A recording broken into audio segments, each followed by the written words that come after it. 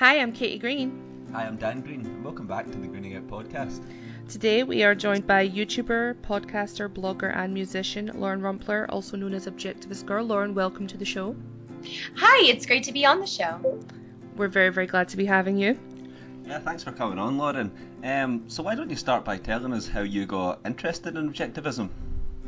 So I got interested in Objectivism through college. I actually was getting picked on pretty much my whole life, and in high school I got locked in my locker all through high school every single day. And it was tough, but in college that kind of continued. I mean, I didn't get put in lockers, but I got, I was ostracized by the girls in my organization. And so I ended up talking to a professor one day, and I said, I'm having a very difficult time with getting along with people, and so maybe I should just change myself. And so what I did was, he said, don't do that, read this. And so he gave me Anthem, and I read Anthem, and by the end of it I was just in tears, and I realized, I'm not only okay, I'm awesome, and people are awesome, and no one should ever make anyone feel the way that I felt in high school or college and even grade school. And so Objectivism was inspiring from the very beginning, because I realized that, I'm an awesome person, and people are awesome, and they deserve to feel that way. I absolutely agree, and it's really, really funny to hear you say that. As you were saying it, Dan was looking at me the whole time just nodding, because I read Anthem about 2 or 3 months ago. Yeah. Mm-hmm. And it's changed my entire kind of journey. It's amazing. I'm thinking about doing a show just for Anthem, but that's maybe later on in my journey. But no, it's fantastic. And one of the things that's interesting when you say all that, because it reminds me of something. We were talking to Keith Preston from Attack the System, and one of the things that he said was anarchists are born and not made. And it's interesting. Do you think that's objectivists are born and not made? I mean, I think that some of them are. I mean, I've met people that have never read Ayn Rand and are naturally objectivist. Yeah. But, I've also seen people grow, like me, grow from being just scared and insecure and feeling just completely left out of the world. And I've seen them develop into intelligent, proud, strong, and brave people because of objectivism, myself included. Yeah, it's interesting. We also actually heard people say that about libertarians, born not made, that kind of thing. But what I wanted to ask is, like, say for example someone came up and they didn't know anything about objectivism, and they said to you, what does objectivism mean to you? What would you tell them? So what I would tell them is that objectivism is it's different levels. So it's kind of a hierarchy, but so is philosophy. Philosophy starts at metaphysics. Philosophy starts at the understanding that existence exists. And once you accept that existence exists, you can start to accept objectivism, because all of her ideas stem from the fact that existence exists. So because existence exists, knowledge is knowable. That's her epistemology. So because things exist, they are there to be known. And so if we have an unlimited life and unlimited time, we would be able to discover everything in the world. And then ethics are based on the fact that there is objective reality. The ethics are built from the fact that there is reality, and if you discover it, you're able to realize all your dreams. Because of the fact that you understand how reality works, and you're able to, it's kind of like that idea that nature, in order to be commanded, must be obeyed. So you have to understand the nature of things to be able to manipulate them in a way that will kind of create the life that you want to live. Yeah. Yeah, and then of course politics is capitalism, but you need to understand all of those things to really understand why capitalism works. And that's the problem, is that people don't understand that existence exists, and if they understood that existence exists, more people would lean towards capitalism. So how does oh, sorry, Dan wants say, to say yeah, no, I agree with that as well. And like I think I've heard some people say, you know, there's sort of two types of people. There's capitalists and people that don't understand economics. Like, on you go. Oh yeah, I mean, there's a lot of people that don't understand economics at all. You know, I mean, I have a decent grasp on economics, but even as somebody that understands that capitalism is the best system in the world, I still can't, you know, I can't tell you all about economics. It's a very, very, very difficult concept, and anybody that says it isn't just doesn't understand how complicated economics really can be. Yeah, because it's funny when you talk to people and you sort of, I try not to sort of open with, oh yeah, I'm like a free market capitalist, and people are like looking at me like, what are you talking about? But you can't really explain it in a minute or something. Somebody goes, well, what about this? And you're like, well, it's so deep and it's so deep rooted, you can't just go into it in like 2 minutes. Yeah, I'm an Austrian economics geek. Yeah. Oh my goodness. Yeah, it really helps to be able to explain to somebody your ethical system and help them understand why you think that people should be free and why you think it's in their nature to be free. And if people understand where you're coming from ethically, they're more likely to understand where you're coming from economically and politically. So if people understand your ethics, they understand how you think versus just how you vote or how you want the world to look. And so when you let people into your minds and let people, you're letting them know who you are and really understand that you're a good person, and so they're more apt to listen to you. Yeah. I just wanted to know, I'm really interested in your thoughts on how anarchism lends itself really well to objectivism. I know Ayn Rand herself was not an anarchist. She wasn't an anarchist, yeah. It's not popular among objectivists. Yeah. So Ayn Rand wasn't an anarchist. She actually spoke pretty strongly about how much she disliked anarchism. But there's a few things to keep in mind about that. First of all, in her time, anarcho-communism was really the only prevalent anarchist theory out there. And so anarcho-capitalism hadn't really seen its renaissance yet. It hadn't seen its advent, really. And so the ideas weren't very well developed, and there weren't really many people in that movement. And so Ayn Rand really likely didn't even know about it. And then, there's the instance where, all of her arguments are straw man theories on anarchism. They actually suffer from the slippery slope fallacy.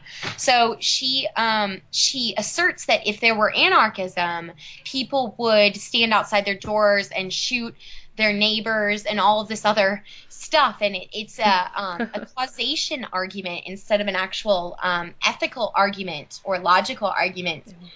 So she actually suffers from a fallacy in her argument, which is unlike her, because she was a big advocate against using causal arguments for things.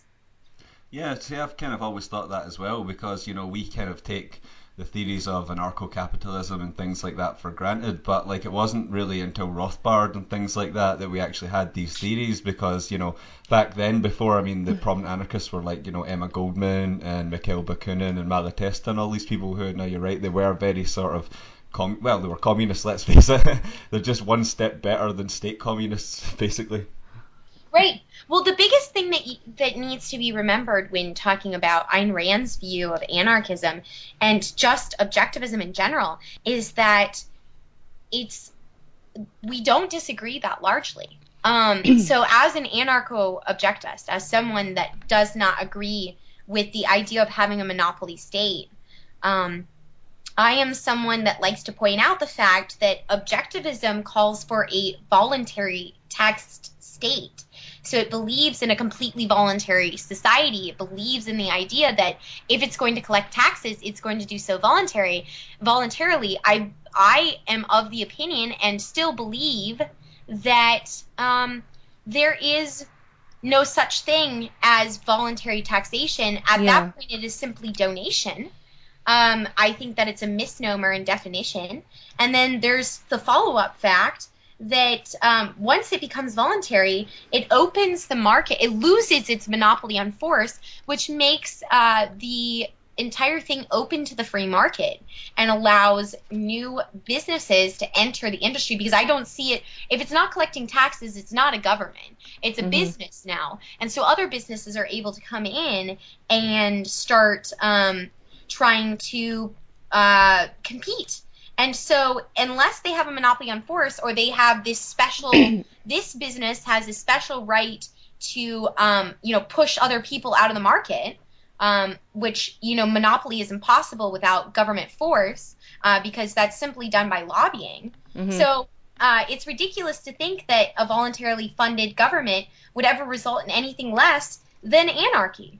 Unless you want to describe anarchy as the complete absence of arbiters of freedom, which I don't think is productive either. I think that we should have arbiters of freedom, but it should be done on a voluntary basis. I think that all of the different things, that all the different rights that need to be protected need to be done by different companies. So one doesn't have, for two reasons, so that one doesn't have a monopoly on the power of protecting rights, and also because I think that rights should be specialized. If there's anything on earth that should be specialized in and studied, it's human rights and the protection of them.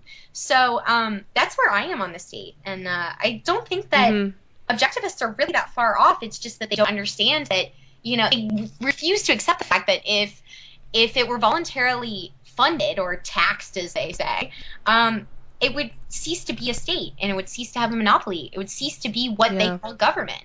Yeah.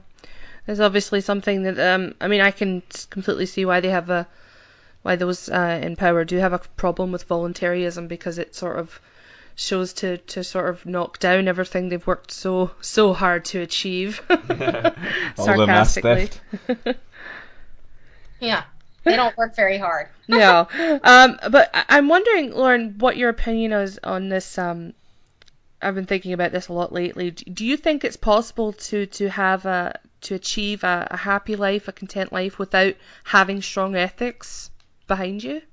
Oh, no, absolutely not. Yeah. I don't think that. I think that real happiness is achieved through objectivism. Many call me deluded for that view, but let me tell you why. Okay. Why I think that is that I think that a lot of people spend a lot of time in limbo. They don't know how to make decisions. They're either making it emotionally, or they're making it through just random judgments. And the thing is that objectivism pushes objective reality, and that's what it is. It's the study of objective reality, and it says this is what is, and I have discovered what is to the best of my perception, and I'm going to take that and I'm going to apply what I want to it, and I'm going to use it in the way that it is meant to be used. I'm going to use its nature to form it into what I like. It's like taking a natural resource and combining it with random other natural resources in the hope that it's gonna result in the thing that you want it to result in, rather than studying each resource and understanding it thoroughly so you don't have to make random guesses. And objective reality is about not making guesses. It's about examining things, making well thought out decisions before just acting. And that's what objectivism pushes. It pushes the idea of a benevolence over altruism, over mutually beneficial trade, because mutually beneficial trade acts towards human nature. People want to be respected. People long to be respected and fulfilled and filled with pride, and that's what mutually beneficial trade does. It pushes things like pride and self-esteem, because those are just in human nature, and freedom. And freedom is just, is the ability to exercise those things in which we value.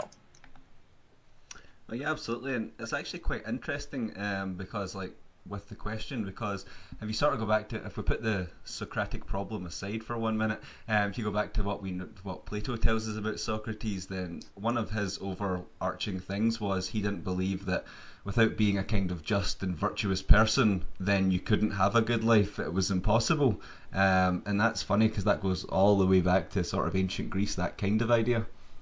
Oh, are you talking about the prince? Oh no, I'm talking about Socrates. Oh, Socrates. Yeah.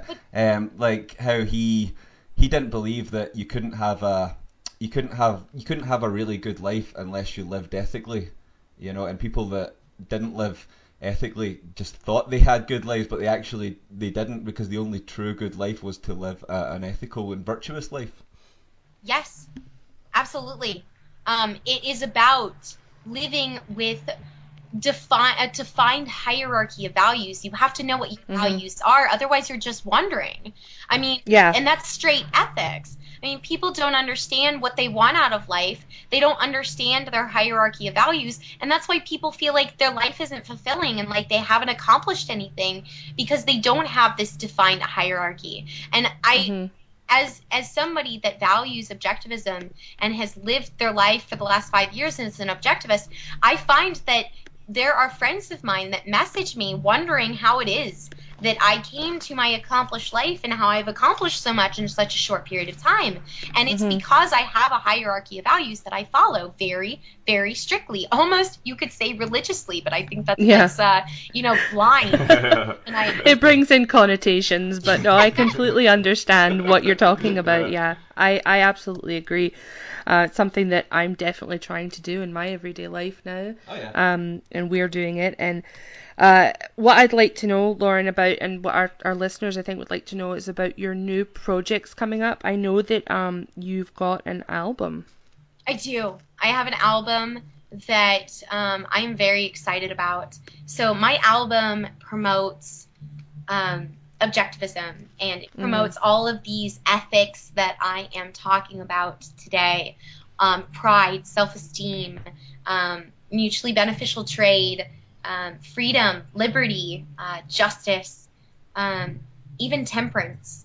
And, these are the things that our society needs to know about, the things that our society needs to learn so that they can stop feeling like they're just wandering. The things that people will learn and accept liberty and accept capitalism and accept, mutually beneficial trade and life itself. And this album really speaks to those principles and teaches them through music. And I think music is the greatest motivator of our society that there is. And so this album is so completely important because of the fact that I think this is going to reach outside of the liberty community. If it can be recorded at the proper quality, which is what I am pushing for, that's why it costs so much to record, because people are used to a certain quality, and once they are used to that quality, it is difficult for them to listen to anything that is not of that quality. So I'm pushing for the highest quality possible, so it will reach generation after generation. And so these are the ideas that we need to be pushing. And I think if anybody listens to Shrug, if they check out my Unrugged Individualism page for my Indiegogo campaign, just type Unrugged Individualism into Google and you'll get it. And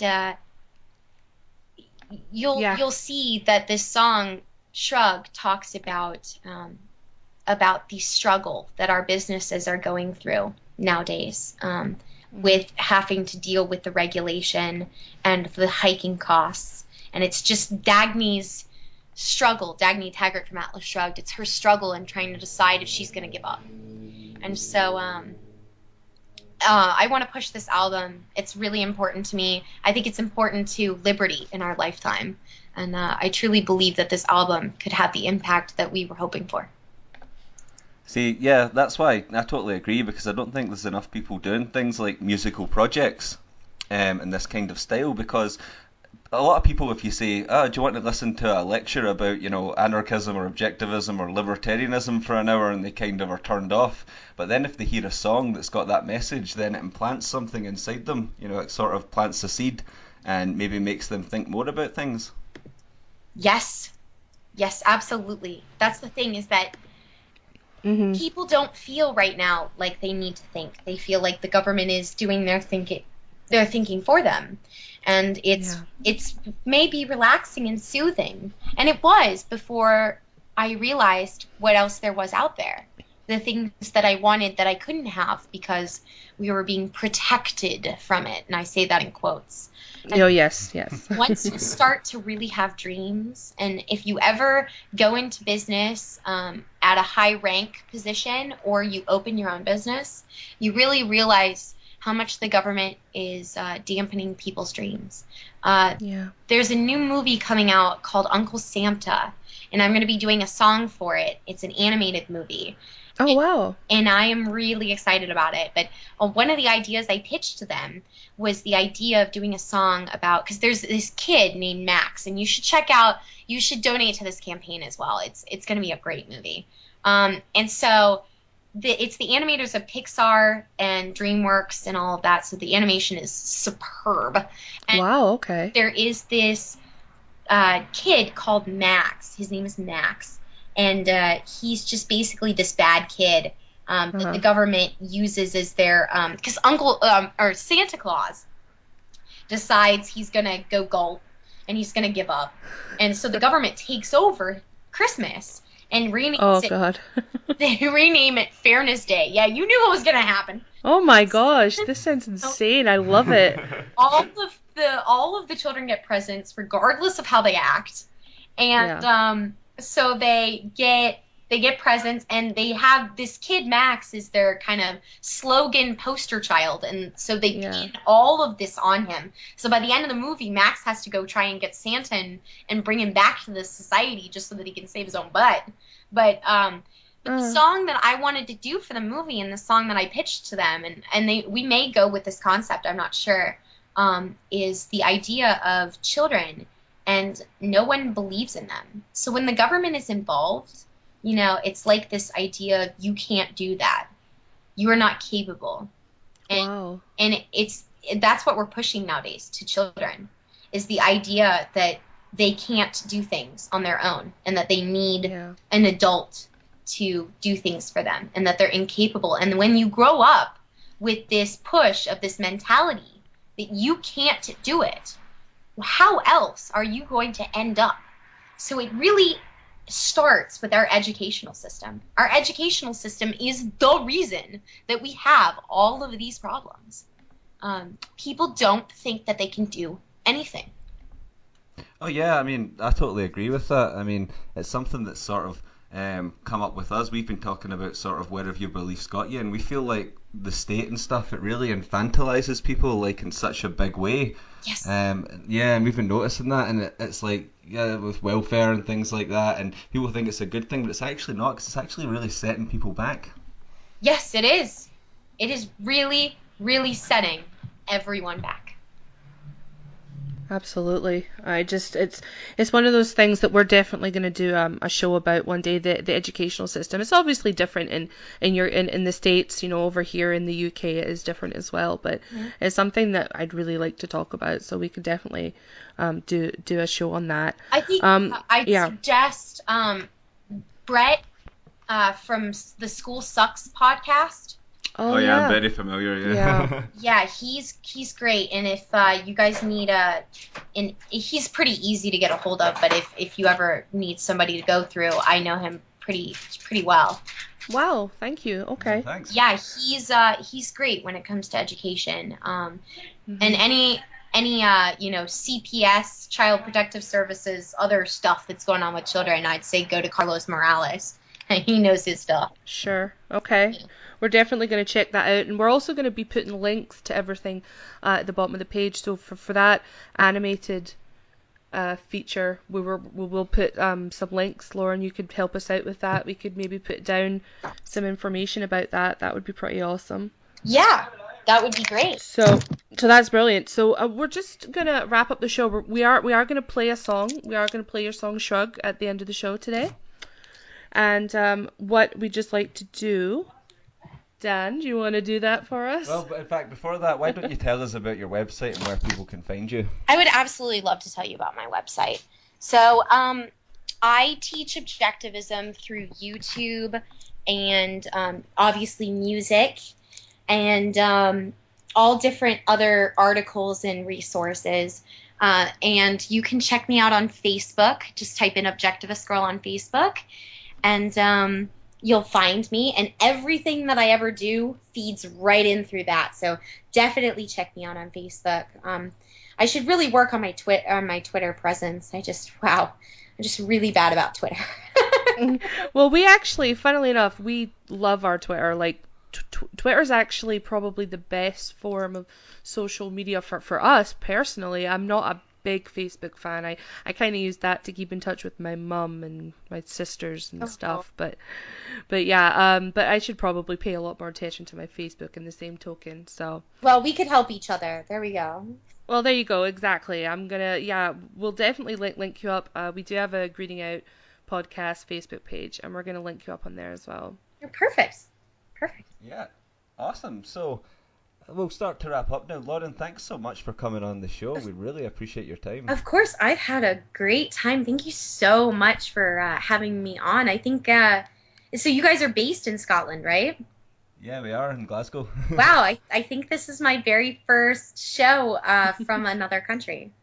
Yeah, that's pretty awesome. We were really, really excited about it. We've been following your work on YouTube, and we found you on Facebook, and we thought it would just be great to get a good, grasping on objectivism from yourself, because we are fans of your website. So, what we're gonna do is we're gonna play out the song, and we're gonna say thank you so much to our listeners. Yeah, and the song is called "Shrug," I believe. So. For more libertarian podcasts, writings, and news, go to www.greeningoutpodcast.co.uk. And Lauren is at www.objectivistgirl.com. Lauren, thank you for being on the show, and here is the song Shrug. Got a heart of real and steel. Wanna decipher what is real. And my standards made of gold. Gotta think on what you're told. This society is dragging me down, holding me back, but I'll hold my ground. It's not time to give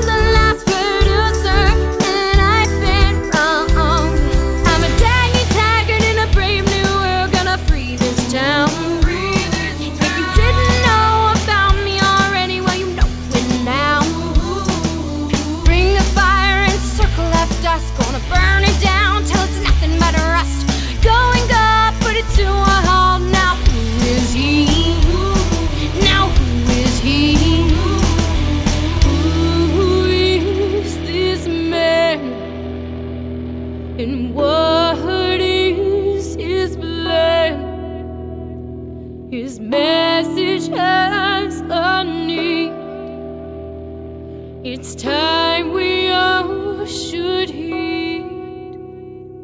I'm a daggy taggart